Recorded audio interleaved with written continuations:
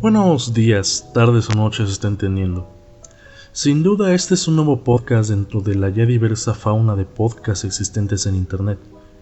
Mi intención no es decir que mi podcast va a lograr tales o cuales cosas. No vengo a mostrar este proyecto como una vida de experiencias y o conocimientos. Simplemente es la voz de un desconocido de internet que quiere hacer presente sus gustos, ideas y pequeños conocimientos. Y con ello mis disgustos, tonterías y dudas. Empezar no me es sencillo. Este formato tiene obviamente sus complejas características.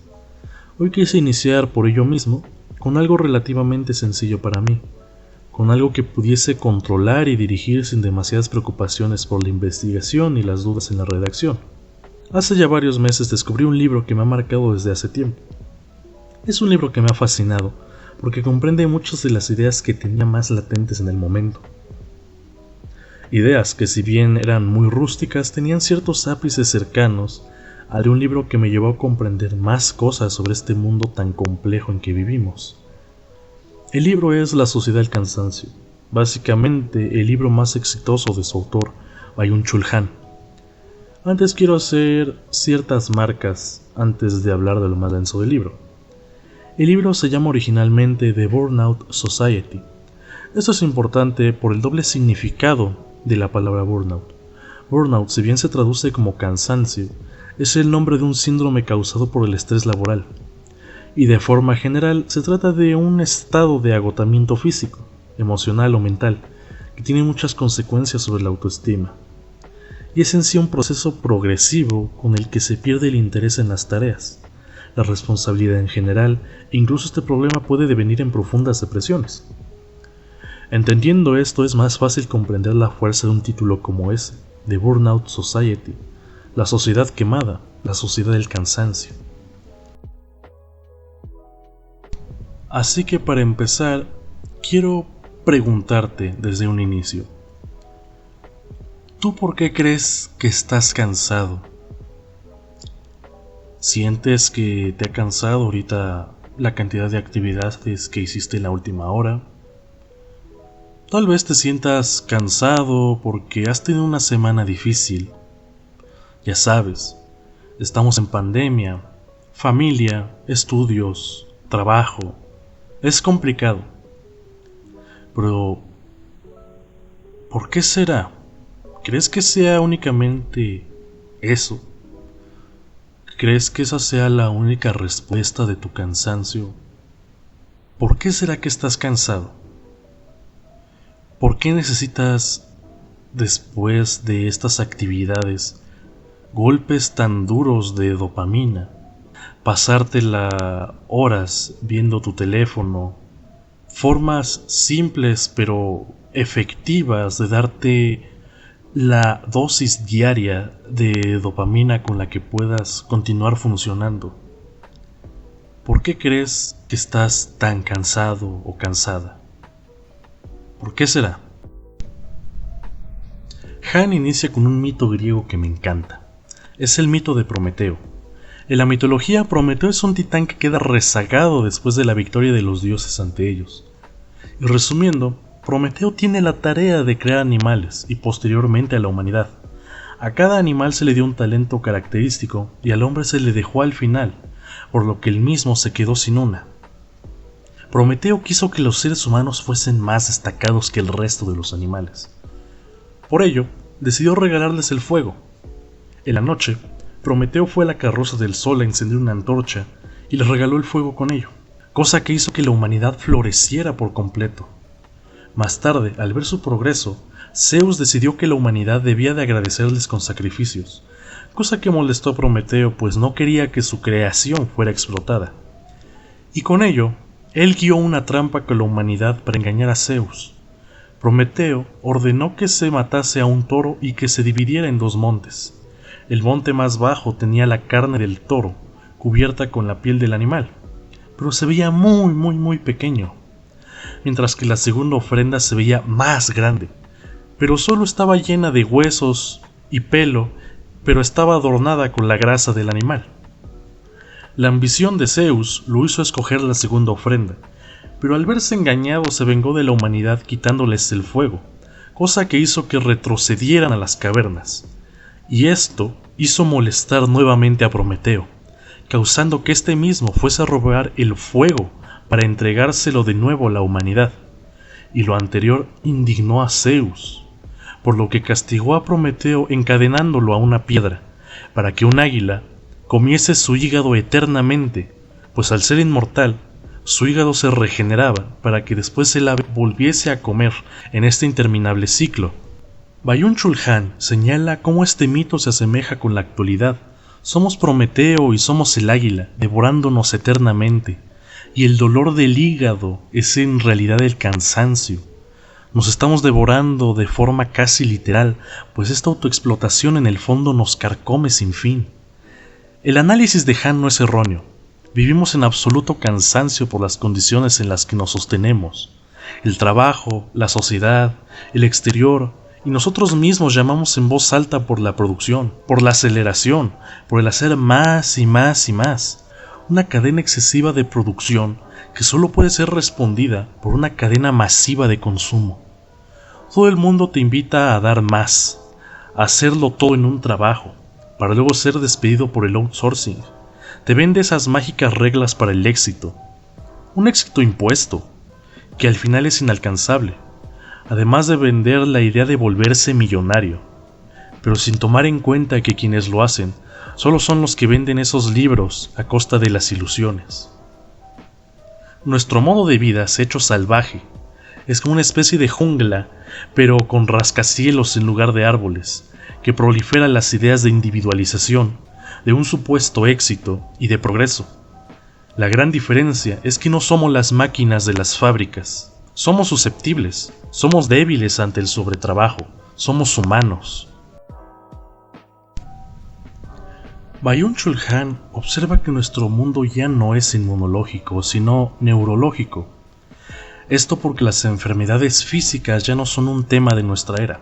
Claro, que Byung-Chul Han no esperaba el futuro en que vivimos hoy, y de seguro se retracta aún de este punto, pero sigue teniendo la razón en que no son tan devastadoras estas enfermedades como lo eran hace unos cuantos siglos.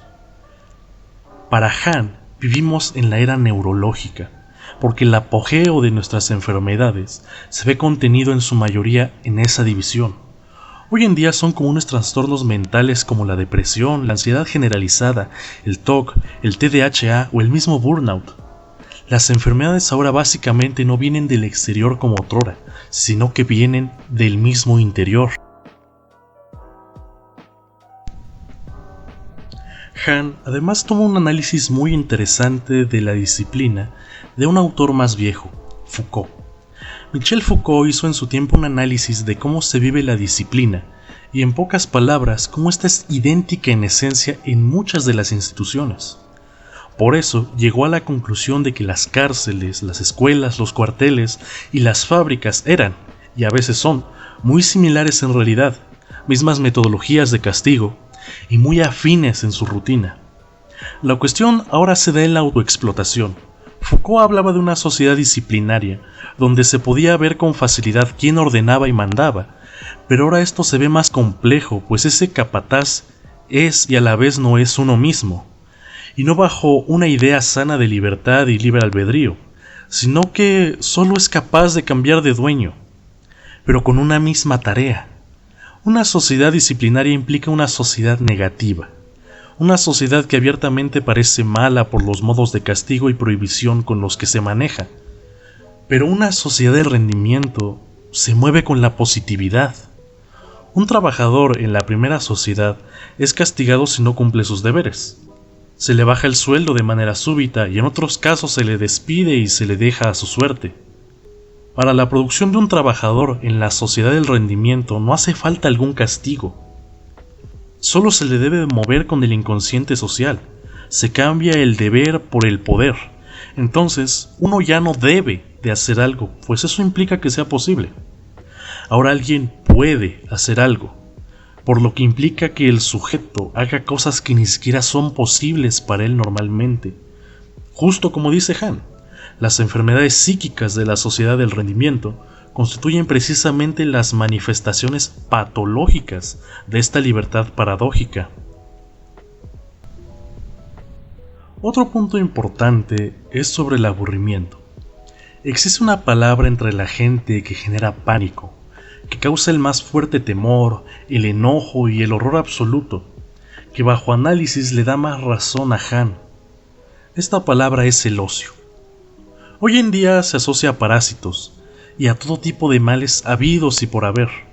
La palabra ocio fue un término griego que no fue peyorativo, sino más bien era bien visto, pues era un tiempo libre de las actividades diarias, pero no es como el tiempo libre de nosotros, ese tiempo libre que usamos para dejar que sea libre, invirtiéndolo en pasatiempos. Era auténticamente libre, sin fines de ningún tipo, no era ni para algún beneficio, ni terapéutico ni nada, solo libre. Obviamente, nuestra naturaleza inquieta hizo que se usara de a poco para generar lo que conocemos hoy como pensamiento filosófico. Y está muy difícil acostumbrarse a no hacer nada. No hacer nada no implica descansar y mucho menos scrollear en redes hasta que el día se vuelva noche y la noche en día. Es más, te reto a hacerlo sin distraerte en el exterior o en tus pensamientos y recuerdos. Simplemente no hagas nada, en silencio.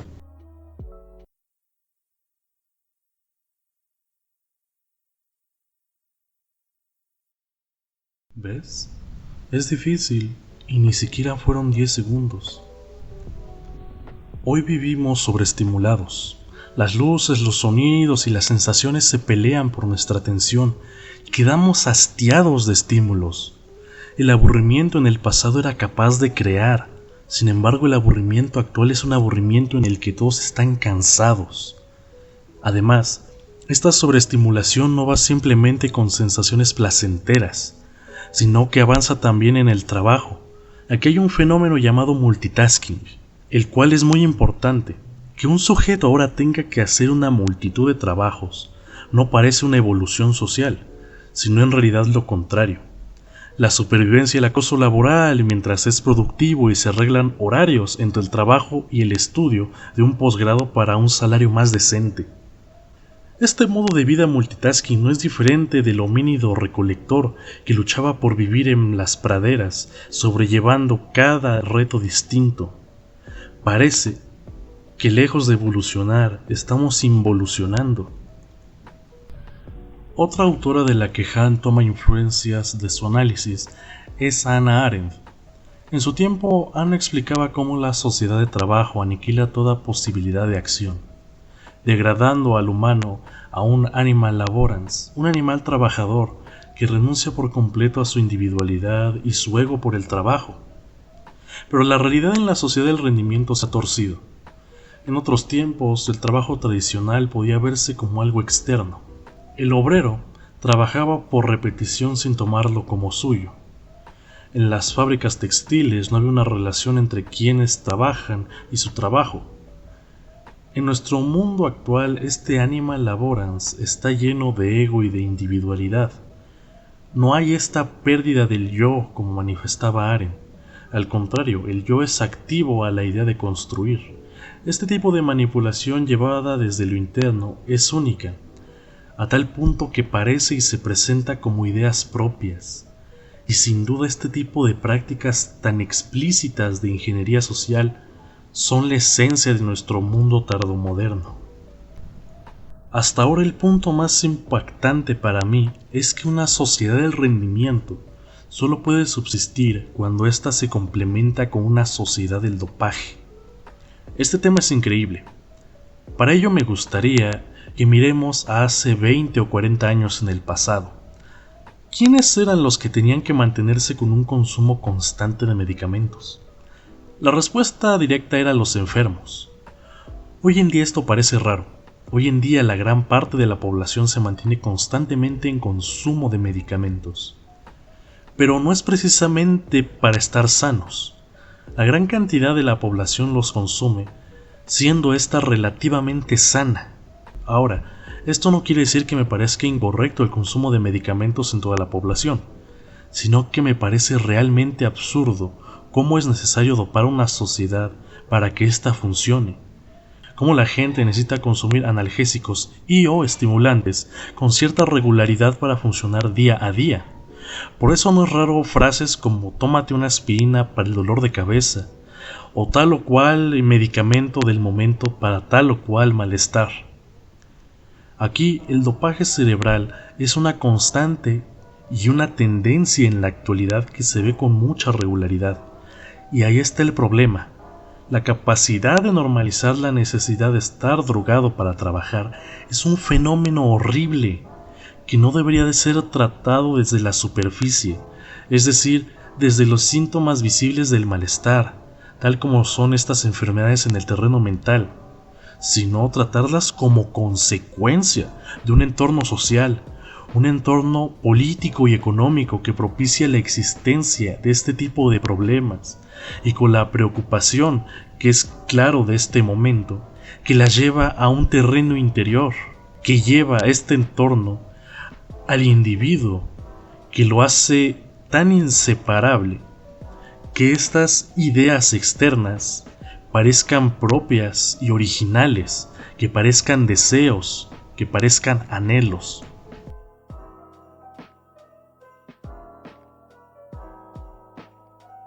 Pero, ¿qué nos queda? ¿Podríamos mudar nuestro modo de vida de una manera tan radical?